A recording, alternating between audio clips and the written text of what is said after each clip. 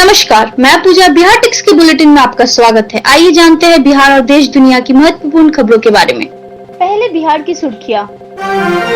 पटना में 10 से 16 जुलाई तक संपूर्ण लॉकडाउन आदेश जारी।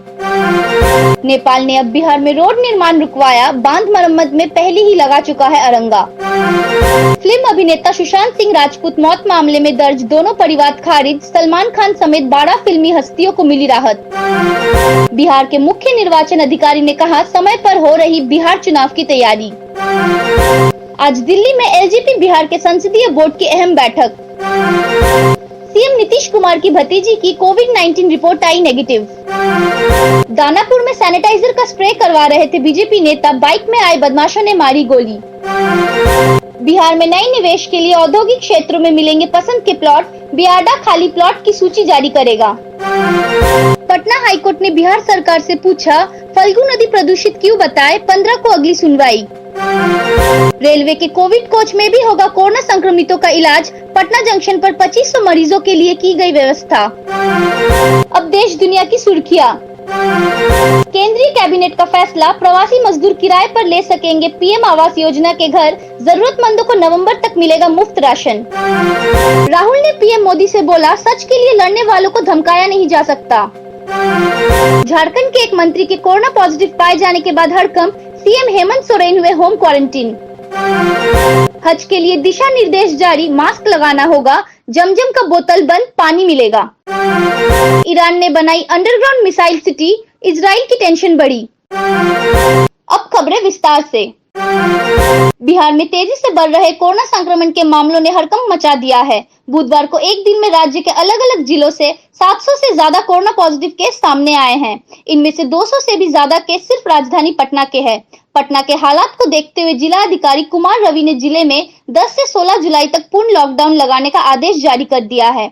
लॉकडाउन के चलते जिले के सभी धार्मिक स्थलों को फिर से लॉकडाउन किया गया है। लॉकडाउन के दौरान जरूरत के सामान वाली दुकानें एक दिन में 2 चरणों में खोलने की इजाजत दी गई है। वहीं दूसरी ओर भागलपुर, किशनगंज और नवादा में भी अलग अलग अवधि के लिए लॉकडाउन लागू किया गया है। हाल के दिनों में सीमा विवाद के कारण भारत और नेपाल के रिश्तों में तल्खी देखी जा रही है। कहीं नेपाल तटबंध निर्माण को रोकने की कोशिश कर रहा है, तो कहीं सड़क निर्माण कार्य पर रोक लगाया जा रहा है। नया मामला सीतामढ़ी से जुड़ा है, जहां भारत नेपाल सीमा के भिट्टा मोड़ बॉर्डर के समीप नेपाल पुलिस ने भारतीय सीमा क्षेत्र में बन रहे सड़क निर्माण कार्य को रोक लगा दिया है। नेपाल पुलिस की इस कार्रवाई से स्थानीय लोगों में गहरा आक्रोश व्याप्त है। फिल्म अभिनेता सुशांत सिंह राजपूत के मौत मामले में सीजेएम कोर्ट में दर्ज 2 अलग अलग परिवाद बुधवार को खारिज कर दिए गए। सीजेएम मुकेश कुमार ने घटना को क्षेत्राधिकार से बाहर बताते हुए दोनों परिवाद को खारिज कर दिया है। वादी से अधिवक्ता सुधीर कुमार ओझा व अधिवक्ता कमलेश कुमार ने फैसले के खिलाफ जिला व सत्र न्यायालय में रिवीजन बात दाखिल करने की बात कही।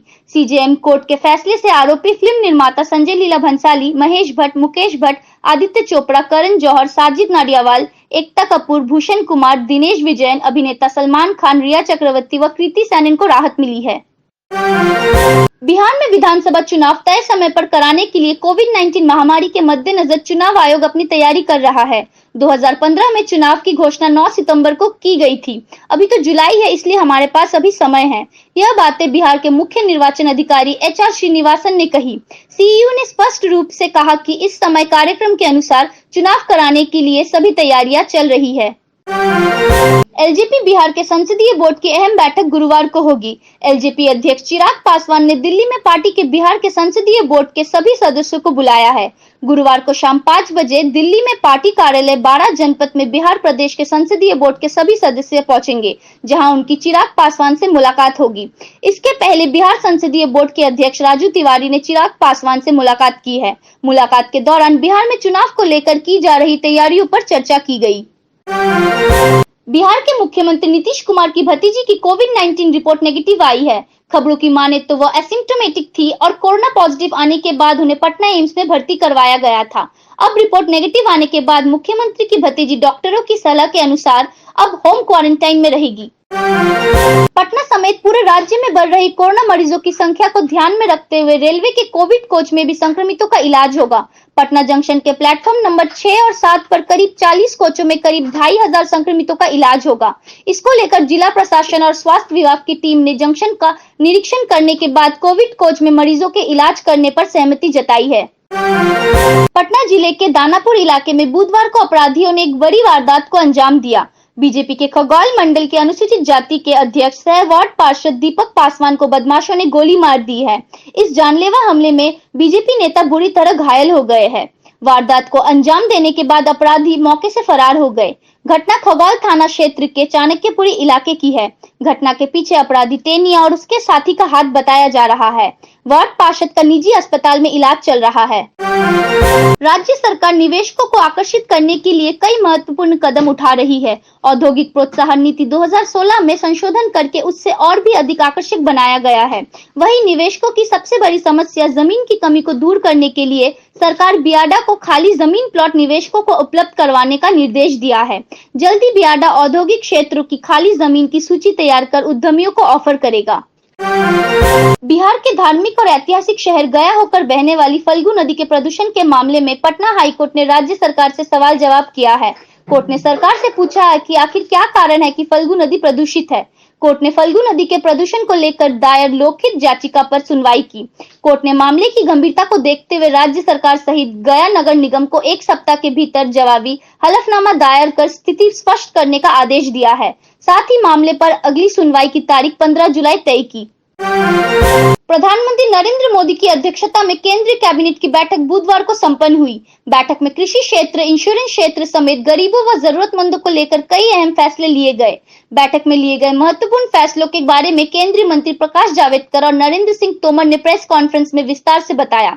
प्रवासी मजदूरों को प्रधानमंत्री आवास योजना के तहत बने फ्लैट्स किराए पर दिए जाएंगे। जून से अगस्त 2020 तक 3 महीने के लिए ईपीएफ योगदान 24% के विस्तार को मंजूरी दी गई। प्रधानमंत्री गरीब कल्याण योजना के विस्तार को मंजूरी के तहत अगले 5 महीने जुलाई से नवंबर तक मुफ्त राशन का वितरण होगा। गृह मंत्रालय ने गांधी परिवार से जुड़े 3 ट्रस्टों Rajiv Gandhi foundation, Rajiv Gandhi charitable trust और इंदिरा गांधी मेमोरियल ट्रस्ट की जांच के लिए एक समिति बनाई है। इस समिति के गठन के बाद से राहुल गांधी के तेवर गर्म हो गए हैं। इस बार राहुल ने सीधे पीएम नरेंद्र मोदी का नाम लेते हुए ट्वीट किया है। उन्होंने ट्वीट में लिखा है कि मिस्टर मोदी मानते हैं कि दुनिया उनके जैसी है। उन्हें लगता है कि हर किसी की कोई कीमत है या उसे धमकाया जा सकता है। वह कभी नहीं समझेंगे कि जो सच के लिए लड़ते हैं उनकी कोई कीमत नहीं होती और उन्हें धमकाया नहीं जा सकता। झारखंड में एक मंत्री टेस्ट में कोविड-19 पॉजिटिव पाए गए हैं। मंत्री में कोरोना वायरस मिलने के बाद राज्य में हड़कंप मच गया है। मंत्री सीएम हेमंत सोरेन की पार्टी के विधायक है। टेस्ट में मंत्री के पॉजिटिव मिलते ही मुख्यमंत्री हेमंत सोरेन ने भी होम क्वारंटीन हो गए। सऊदी अरब ने इस साल हज के लिए दिशा निर्देश जारी कर दिए हैं। मक्का में होने वाले हज के लिए हर साल लाखों लोग जुटते थे, लेकिन इस बार कोरोना वायरस की वजह से हज करने की इजाजत करीब 1000 लोगों को ही होगी। हज यात्रियों को जमजम कुएं का मुकद्दस पानी ही पीने को मिलेगा और यह भी प्लास्टिक की बोतल में पैक होगा।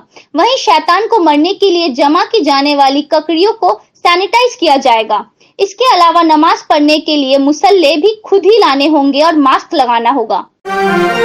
ईरान के परमाणु संयंत्र पर इजरायली हमले के बाद से दोनों देशों में तनाव चरम पर है। इस बीच ईरान ने ऐलान किया है कि उसने गल्फ कोस्ट के निकट अंडरग्राउंड मिसाइल सिटी का निर्माण किया है।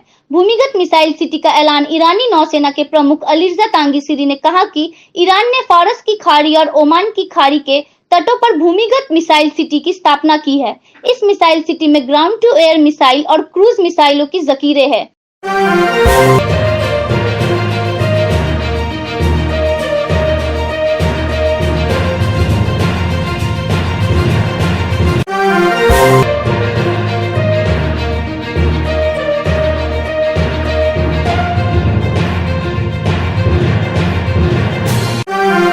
ऐसे ही महत्वपूर्ण खबरों को जानने के लिए देखते रहे बिहार टिक्स। अगर आपने हमारे चैनल को सब्सक्राइब नहीं किया है तो उसे सब्सक्राइब कर ले, उसे लाइक और शेयर भी जरूर करें। और हाँ, आप हमें फेसबुक, ट्विटर और इंस्टाग्राम पर भी फॉलो कर सकते हैं। कोरोना महामारी के इस दौर में अपना बहुत ख्याल रखें। धन्यवाद।